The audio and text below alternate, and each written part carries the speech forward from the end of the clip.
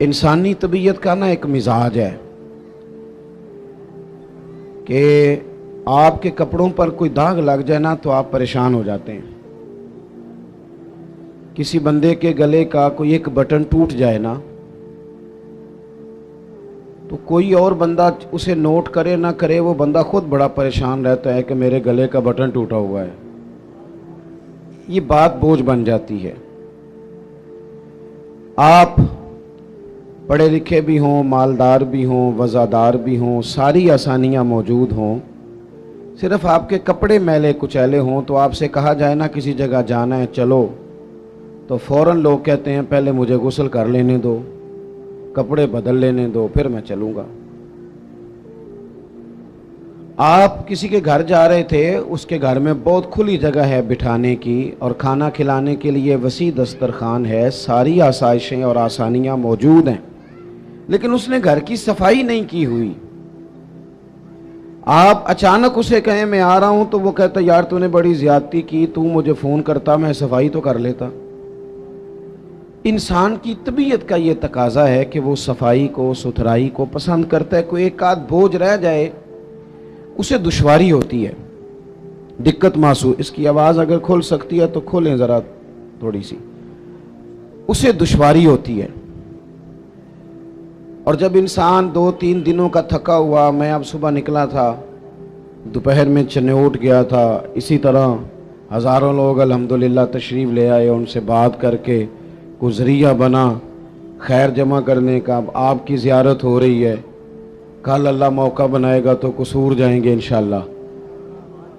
تو آپ سفر کرتے ہیں، آپ آتے جاتے ہیں، آپ لوگوں سے ملتے ہیں، تو آپ اگر آپ محسوس کریں نا کہ یار یہ نا میں نے بال نہیں صحیح، میرے بکھرے ہوئے ہیں، ٹوٹے ہوئے ہیں، تو محسوس کرتے ہیں یار کوئی دیکھے گا تو کیا کہے گا. 2 جوڑے بھی بعض لوگوں کو دن میں تبدیل کرنے پڑتے ہیں. وہ آسودگی حاصل ہوتی ہے، اس سے تسلی محسوس کرتا ہے آدمی. آپ 2-3 دنوں کے تھکے ماندے جب جا کے غسل کرتے ہیں نا گھر میں تو اتنی کوئی وزن نہیں ہوتا مٹی کا یا کپڑوں کا، لیکن آپ غسل کر لیتے ہیں تو اپنے آپ کو ہلکا پھلکا محسوس کرتے ہیں. انسان کی طبیعت کا تقاضا ہے کہ تھوڑے سے بھی اگر میل کچیل اس کے ظاہری جسم پہ لگ جائے تو وہ تکلیف محسوس کرتا ہے.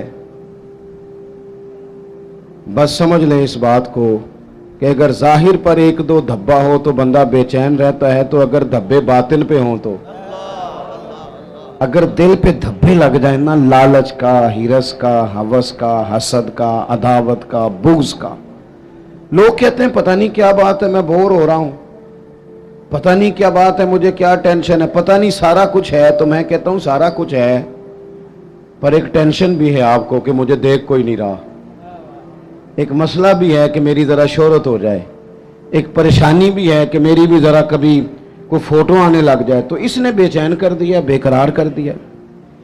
آپ کے پاس سارا کچھ ہے لیکن وہ جو بھائی تھوڑا سا 4 پیسوں میں آگے نکل گیا وہ برداشت نہیں ہو پا رہا، اس نے اندر جوار بھاٹا برپا کر دیا ہے باطن میں. یہ جو اندر کے دھبے ہوتے ہیں یہ انسان کو بے چین کر دیتے ہیں، بے قرار کر دیتے ہیں. وہ ویسے وہ دوائیاں کھاتا پھرتا ہے، دم کراتا پھرتا ہے، علاج کراتا پھرتا ہے، لیکن رب فرماتا ہے میں نے تمہارا علاج کر دیا ہے. مالک کس طرح؟ فرمایا میں نے تمہیں اپنا محبوب جو عطا فرمایا ہے. کما ارسلنا فیکم رسولا منکم یتلو علیکم آیاتنا ویزکیکم. فرمایا میں نے تمہیں میں سے تمہیں رسول دیے ہیں، وہ تم پر میری آیتیں پڑھیں گے اور تمہیں پاک فرما دیں گے. جب تزکیہ ہو جائے گا نا، اندر کی صفائی ہو جائے گی، پاکیزگی ہو جائے گی، تو پھر کوئی مکان نہیں حضرت بلال حبشی کے لیے رہنے کے لیے، کوئی مکان نہیں، مسجد میں سوتے ہیں. پھر کوئی مکان نہیں ان کے پاس، کوئی ان کے پاس جائیداد نہیں، کوئی مال نہیں، سادہ کپڑے پہنتے ہیں، کوئی ظاہری عہدہ نہیں. لیکن حال یہ ہے کہ محبوب فرماتے ہیں معراج سے واپس آ کر بلال کیا عمل کرتے ہو؟ یا رسول اللہ کیا ہوا؟ فرمایا میں معراج پہ گیا تھا، میں نے تو تمہارے چلنے کی آواز جنت میں بھی سنی ہے. جب آپ اندر سے مطمئن ہو جاتے ہیں. 2-3 باتیں آپ کی خدمت میں عرض کرنی ہیں. طبیعت جب تک بے لوث نہیں نہ ہوتی، جب تک اخلاص نہیں آتا تب تک اطمینان نہیں ہوتا. یہ جو لالچ ہوتا ہے نا، ہرس ہوس طمع، یہ اتنی بڑی گھٹن ہے کہ آپ، اور یہ اتنا بڑا لالچ کا، ہرس اور ہوس کا پیٹ اتنا بڑا ہوتا ہے کہ اس میں سارے خزانے بھی ڈال دیے جائیں تو یہ پیٹ بھرتا نہیں. جب آپ لالچ کے رشتے دنیا میں قائم کر لیتے ہیں، جب آپ کچھ لوگ کچھ دو کی پالیسی کی بنیاد پر جینا چاہتے ہیں، تو پھر زندگی ایک مشین کی طرح گزرتی ہے. پھر انسان انسانوں سے نہیں ملتے، جیبوں سے ملتے ہیں. پھر آج جو حال ہم ارد گرد دیکھ رہے ہیں کہ ایوان اقتدار سے لے کر بچی اور بچے کا رشتہ طے کرنے تک ہر چیز سے پہلے دولت دیکھی جاتی ہے، ہر چیز سے پہلے سرمایہ دیکھا جاتا ہے. کسی جگہ بھی آپ کو بڑا ہونے کے لیے، عزت کرانے کے لیے پہلے یہ بتانا پڑتا ہے کہ میری جیب میں مال کتنا ہے. نبی پاک صلی اللہ تعالی علیہ وسلم نے ہمارا تزکیہ یہ کیا ہے کہ حضور نے ہمیں بے لوث، اخلاص والی، درد والی اور مروت والی زندگی گزارنے کا کہا. حضور علیہ السلام کی مکمل سیرت کو آپ پڑھیں گے نا میرے عزیزوں، تو یک طرفہ نیکی کا کہا حضور نے.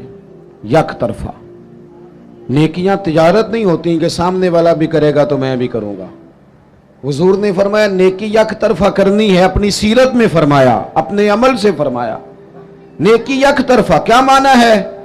کوئی کرے نہ کرے، ہم مدینے والے کے ماننے والے ہیں، ہم نے نیکی کر کے چھوڑنی ہے.